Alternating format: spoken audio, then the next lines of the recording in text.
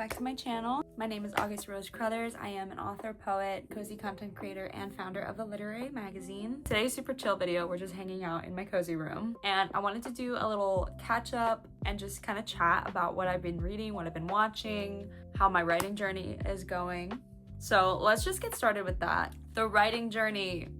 If you do or don't follow me on TikTok, you should know that I have been vlogging every single day of July. I've been writing and vlogging every single day in July, trying to kind of like meet some of my writing goals before the writing conference I'm going to this week. I leave in just a few days. At this conference, I'm going to be attending talks, I'm going to be meeting other authors and publishing professionals, and I'm even going to be meeting 2 literary agents and pitching my book to them. So needless to say, I have been working my ass off this whole month, finishing the 3rd draft and hopefully final draft of my book. Although I think I'm gonna do one more read through and add some stuff. And the last few days I've been spending a lot of time working on the query letter of my book. I actually took a writing workshop on Friday here in Orlando with a literary agent about perfecting your query letter, and it was so beneficial for me. It really helped me so much. I learned so much. The next day I went and wrote the rough draft of my query letter. It's been a very, very busy month writing wise. The only project I've been working on is my fiction novel and the query letter for it. Although I have focused a little bit this month on a holiday poetry collection I've been writing on and off for the last year, just because it is summer. And if you know me, you know I'm not a big fan of summer. I am a fall and Christmas girly to the day I die. So I've been spending the whole summer pretending like it's fall. So yeah, that's my writing update. My bangs are in this really awkward phase right now where they're kind of growing out and I'm kind of letting them grow out. But if I just move them over a little bit, like they could still be a cross bangs. I just don't really know. Let's get into what I have been reading. I have 4 books that I've read in the last couple months that I want to talk about with you. They are all in the romance genre. As of the next couple weeks, in the next couple months, I'm going to be kind of delving out of the romance genre for a little bit. First, talk about Emily Giffen's Meant to Be. I picked up this book because I heard that if you liked the JFK Jr. and Carolyn Bessette show on Hulu, that you should read this book. So I thought it was gonna kind of be heavily inspired by them, especially with the cover. But when I went to start reading it, I realized this is like straight up JFK Jr. fan fiction. And overall, I still really liked the book and enjoyed it. And this was my first time ever reading this author, and I think that I did like her writing style a lot.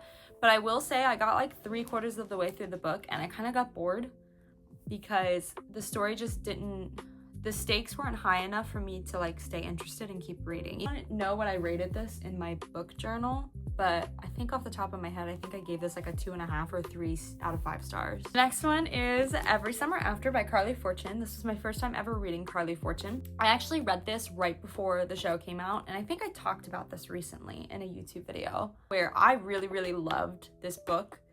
Charlie's my favorite character, which we will get into that. But I was not a huge fan of the show adaptation. I just felt like there was a lot that they added that I didn't think needed to be added. I thought a lot of it was super cringe. By end of June and then early of July, I read Drive Me Home by Carly Robin. This is an F1 romance. This is the 3rd F1 romance in her installment. I read the other 2 and I love the other 2. This one I think was my least favorite in the series. I love the characters and I love their relationship, but I would say it was my least favorite because how do I phrase this? The book I felt the less compelled to keep reading. I got almost to the end and then I actually stopped reading like very shortly before the end.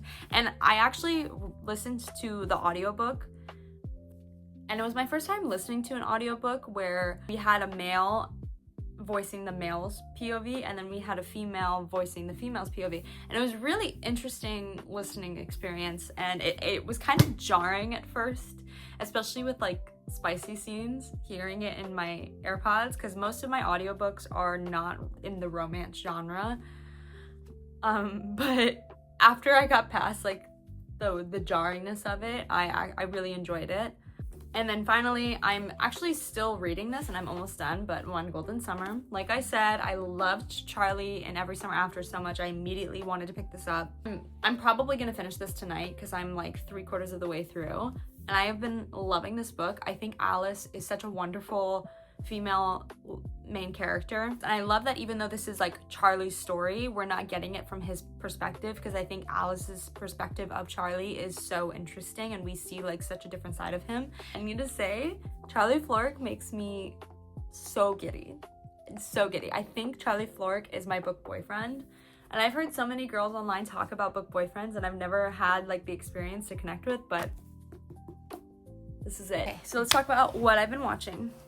This summer's kind of been crazy because I was very dedicated to Love Island. This was my first time ever watching Love Island. I was super freaking invested. I was watching it every single night. But loved Love Island. Definitely gonna watch it next year. I've also been watching some of the World Cup games with my husband. We just watched the finale game yesterday.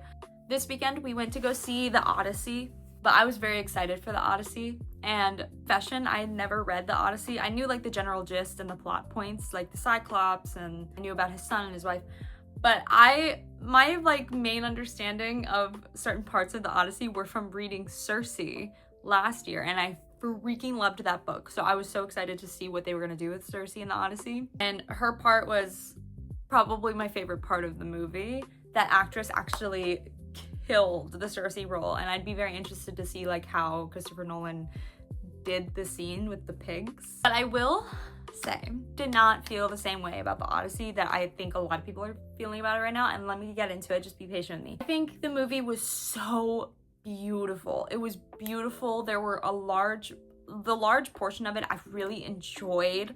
The sound was amazing. The special effects were amazing. Like there was so much of this movie that was amazing and that was like peak Christopher Nolan film. I did not like some of the acting performances. I'm not gonna say who because I think that can be a little bit cruel to the actors. I did not like some of the acting performances whatsoever. There were some of them I was like, every time they got on screen I would just laugh because I felt like their acting performances were a little crazy. And there was some dialogue in the movie that, as a writer myself, I thought was atrocious. And I'd love to see what people have to say about that because nobody's talking about the writing online. Everybody's like praising just the overall, the way the film looks and the way the film sounds and how it made them feel. And I think that those are all great points. But I'd be interested to see like, why do you think the dialogue was so modern? There was parts of the movie where when an actor would say a line, I could hear people in the theater literally laughing. And I don't see anybody talking about how atrocious some of the dialogue was. And that is my one gripe with that film. So I hope, if you don't agree with me, I hope you can at least agree to disagree with me. And then I also, this weekend, I watched a Netflix doc, Shipwrecked. And I had never heard about the Costa Concordia shipwrecking. The documentary was crazy and the case is crazy and there was parts of it that I really enjoyed. But I have to say that Netflix, you're on my bad side now. Because why did we not give a title card talking about the 36 people that lost their lives on this shipwreck? I think we should honor the dead in some way. And normally Netflix is really good about that kind of stuff. So the fact that they didn't, it like pissed me off. And the way that they ended the documentary was really strange and abrupt. Netflix and I got a little bit of beef right now for sure. And of course, House of the Dragon, if you know me, you know I'm one of the biggest Game of Thrones fans you'll ever meet. I've been watching House of the Dragon every single week, and we're getting to the point in the book where I'm starting to forget certain things that happen. So this week, if I have time, I'd like to go back and kind of reread parts of Fire and Blood just to kind of refresh my memory. So I think that's gonna be the video today, my little chat. I'd be interested to hear what you guys are reading and watching right now. Questions about this writing conference, feel free to leave them down below. Thank you guys for hanging out with me, and I will see you soon. Go ahead and follow me if you like to see more videos like this.